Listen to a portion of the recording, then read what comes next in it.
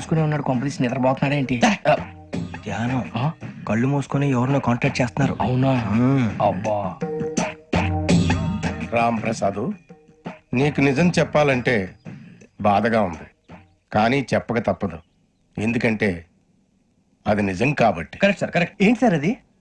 నీకు 40 ఏళ్ళు వచ్చే వరకు కష్టాలు తప్పవు. గురుజీ, అవి మామూలు కష్టాలు కావు, అష్ట కష్టాలనే చెప్పాలి.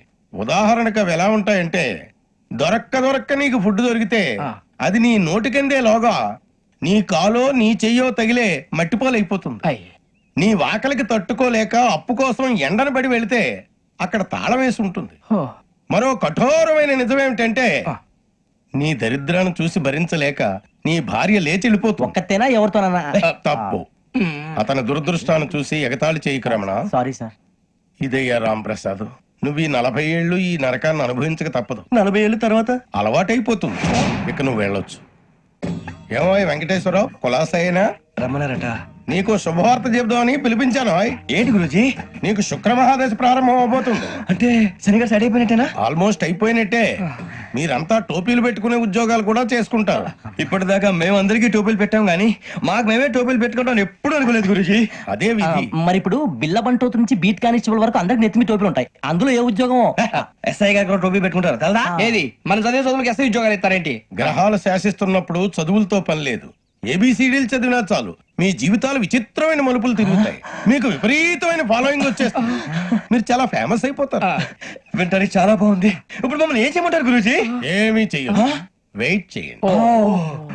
కాలం కలిసి వస్తే అదృష్టమే మిమ్మల్ని గేలం వేసి పట్టుకుంటుంది. అంతవరకు వెయిట్ చేయండి. వెయిట్ చేసి కొంచెం వెయిట్ కూడా పెరిగింది. అయినా పర్వాలేదు, వెయిట్ చేస్తాం. అందాక ఏ అప్పు సపోర్ట్ చేసుకుని తాగుతాం, బ్రతుకుతాం అన్నట్టు. అప్పు అంటే గుర్తొచ్చింది. అప్పు మీద మీ అభిప్రాయం ఏంటి గురూజీ? ఏంటరా కింద నుంచి మీకు ఎదుగుతున్నాను రా. ఇక్కడేం చేస్తున్నారు? మన టైం బాగుందిరా. ఎవడన్నా అప్పిస్తున్నాడా ఏంటి? కాదురా, ఉద్యోగాలు ఇస్తారమ్మన్నాడు గురూజీ. చూసారా, చౌదరిగా చెప్పింది నిజమే. మరి శుక్రమాదేశ్ మొదలైంది. ఇంతకీ ఎవరా మహానుభావుడు? నమస్కారం. నమస్తే. అయినరా నేను చెప్పింది? ఆహా, సాక్షాత్ ఎంప్లాయ్మెంట్ ఎక్స్చేంజ్ నడుచుకుంటూ వస్తున్నట్టు ఉంది. పదండి పట్టేద్దాం. నమస్కారం సార్. నమస్తే. వీలే సార్ మా ఫ్రెండ్స్. నమస్కారం. నమస్తే. నేను చెప్పానుగా, భగవాన్ గారు. ఆహా, పేర్లోనే దేవుడు ఉన్నాడు. లోపల కూడా పాజిటివ్ థింకింగ్ ఎక్కువ. ఇంతకీ మీరు ఇండియానా చైనీసా? India sir. మా ఫేస్ చూస్తారు అనిపించలేదు మీకు? భలే కామెడీ ఫీల్ అలా ఉన్నాడు. నేను అడిగేది ఇండియన్ రెస్టారెంటా చైనీస్ రెస్టారెంటా అని. నేను ఏది ఓపెన్ గా డిస్కస్ చేయను కదా. పేరు చూసి స్కూల్లో డిస్కషన్ పెడతాడు అనుకుంటే వీటేంట్రా హోటల్ అంటున్నాడు. బాబు ఎట్ ఫీల్ అవుతున్నాడు. అంతా మీ ఇష్టం ఉంటున్నాడు సార్. ఫస్ట్ చైనీస్ రెస్టారెంట్ కి వెళ్దాం. నెక్స్ట్ అక్కడ డిసైడ్ చేద్దాం. చాలా ఇబ్బంది పడుతున్నట్టున్నారు. నువ్వు చేత్తో తినే బాబు. నేను జనరల్ గా చైనీసే ప్రిఫర్ చేస్తాను. ఫ్యాట్ కంటెంట్ తక్కువ ఉంటది కదా. రేపు నుంచి మేము కూడా ఇదే ఫాలో అవుతాం. ఇంతకీ మీకు స్టీల్ ప్లాంటా, షిప్ యార్డా, ఏషియాడా, జింక, బంకా? హెచ్పిసిఎల్. ఇవన్నీ దేనికి సార్? దేనికేంటి? ఉద్యోగం చేయడానికి. మీకు ఎందులో కావాలో చెప్పండి. నేను అమలపోతున్నారా? ఏంటయ్యా డిస్కషన్స్? మాకు నీ ఛాయిస్లు ఉంటాయి అనుకోలేదు. మీరు సడన్ గా జింకు బంకు అంటే సింక్ అవడానికి కొంచెం టైం పట్టింది. అదే అదే జేసీ గారు టోపీలు పెట్టుకుని ఉద్యోగం అన్నారుగా. వీటిలో టోపులు పెట్టుకునే జాబ్లు ఎక్కడ ఉన్నాయండి? అన్నిటిలోనే ఉంటాయి, వాటిలో కూడా ఉంటాయి. వాచ్మెన్ ఉద్యోగం కావాలా? ఇంతకీ మీరు అనే జాబ్ ఏంటి సార్? నేను చెప్పేది టోపులు పెట్టుకునే ఉద్యోగం కాదు, టైల్ కట్టుకునే ఉద్యోగం. అది టైల్ కట్టుకోవటం మాకు రాదు. వాళ్ళు కడతారులే. ఇంతకీ మీకు జిఎం కావాలనా, ఏజిఎం కావాలనా? అతను పిలుస్తున్నాడు చూడు బాబు. జిఎం అడిగితే ఎలా ఉంటుందంట? ఏజీఎం అంటే వెంటనే కొంచెం పెద్దదిగా ఉంది. ఏజీఎం ఇప్పించండి సార్. అనుకున్నాను నువ్వు ఇది అడుగుతావని. జిఎం అంటే జనరల్ మేనేజర్, ఏజిఎం అంటే అసిస్టెంట్ జనరల్ మేనేజర్. తూచండి, మాకు జిఎంఏ కావాలి సార్. అది సరే కానీ భగవాన్ జీ, ఈ ఉద్యోగాలకి టోపులు పెట్టుకుని వెళ్ళొచ్చా? నీ ఇష్టం వచ్చినట్టు వెళ్ళొచ్చమ్మా. అయితే నాకు జింక్ లో నాకు స్టీల్ ప్లేట్, నాకు బంకులో గానీ. కన్ఫ్యూజ్ చేయగానే ఆయన్ని అందరికీ ఒక చోట ఇప్పించండి సార్. కలిసి పని చేసుకుంటాం. జీతం ఎంతండి? 30,000 అంటే 40,000. వడ్డీ ఎంత? అప్పు కాదయ్యా, నీకు ఇచ్చే జీతం. అంటే తిరిగి ఒక్కలేదా? ఫ్రస్ట్రేషన్ లో ఉన్నట్టున్నాడు. అవునండి. నువ్వు ఇచ్చిన వాళ్ళు తీసుకోరు. మాకు అవసరం కూడా అదే. అంతేకాదు ప్రతి నెల గ్రాట్యుటీ, పిఎఫ్, సిఎఫ్. బియ్యం కూడా సార్? నువ్వు యాక్ట్ చేస్తావా? భగవాన్ జీ, మీరు ఇదంతా ఎందుకు చేస్తున్నారు? ఊరికే మాత్రం కాదు, నేను మంచోడని చెప్పి నా కారు పెట్రోల్ లేకుండా వెళ్తుందా? వెళ్దాం. నేను ఇచ్చుకోవాల్సినవి ఉంటాయి కదా. ఇలా చూడు, అందుకని ఉద్యోగానికి వాళ్ళ ఆకారం తీసుకుంటా. మా గెటబుల్ చూసి మీరు అపార్థం చేసుకుంటున్నారు. మాకంత పొజిషన్ లేదండి బాబు. పోనీ నలుగురు కలిసి ఉద్యోగం చేసుకోవచ్చా? మీ దరిద్రం నాకు అర్థమైంది. థ్యాంక్స్. మీ నలుగురు కలిసి ఓ ₹1,00,000 ఇవ్వండి చాలు. నేను నమ్మనరా, డబ్బుల విషయంలో అసలు నమ్మను. నాన్నగారు మీరు అలా అంటాం భావ్యం కాదు.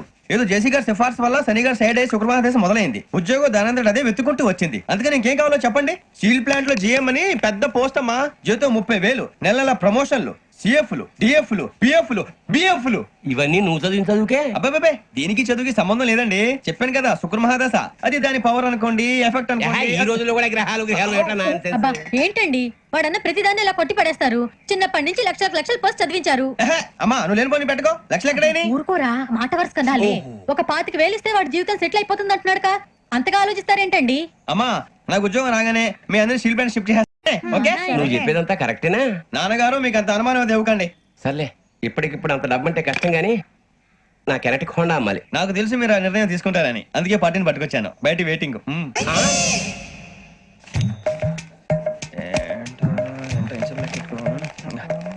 ఇవ్వండి. భగవాన్ జీ మీతో నాకు కుదరదండి, మీరు తేడా మనుషుల్లా ఉన్నారు. చూడటానికి అలా కనపడతాం కానీ తేడా మనుషులు కాదండి.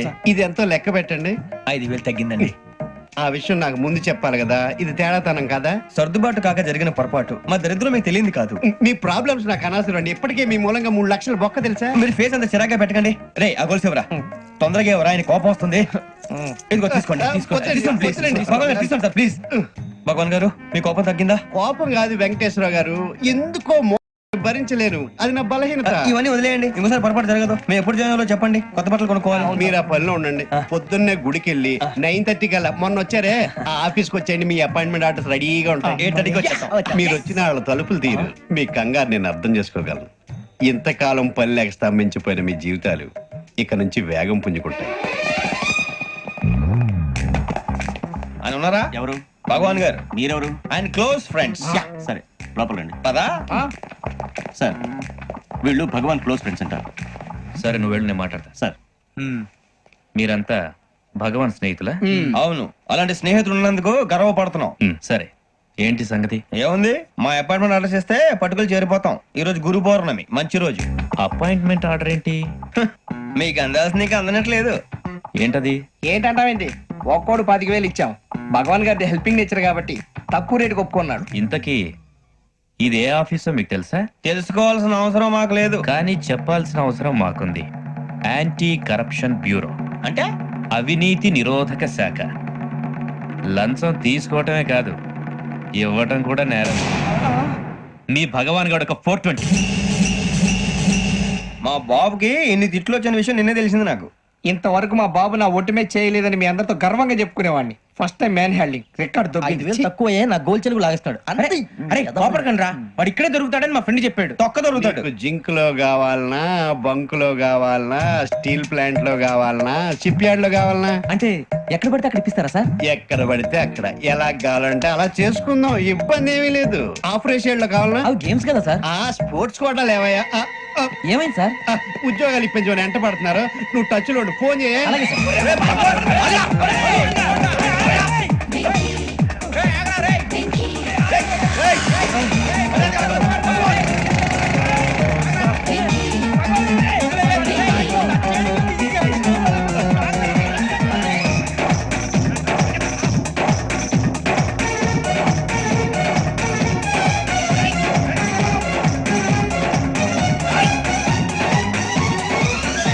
On your mark, set, go.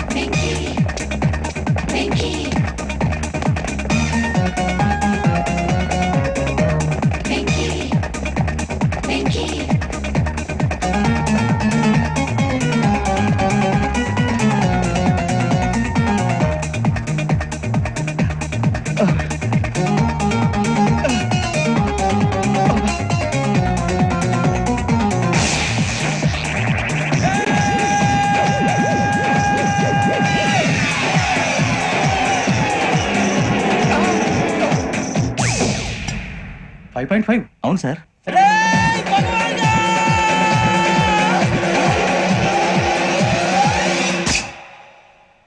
Great.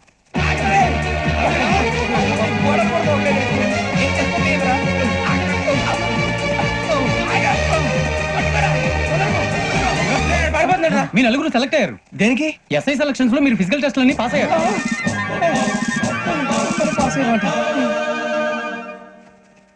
కానీ మేము అప్లై చేయలేదు సార్. అప్లై చేయలేదా? చేయి వదలకండి సార్, కాలు పట్టుకోవాల్సి వస్తుంది. రాగరాకు వచ్చిన అవకాశం. సరే, మీరంతా డిగ్రీలు పాస్ అయ్యారా? ఎప్పుడో. ఓకే, ఇప్పుడు అప్లై చేయండి. Thank you sir. నేను మేనేజ్ చేస్తాను. Thank you sir. మీరు రిటర్న్ టెస్ట్ ప్రిపేర్ అలాగే సార్. All the best.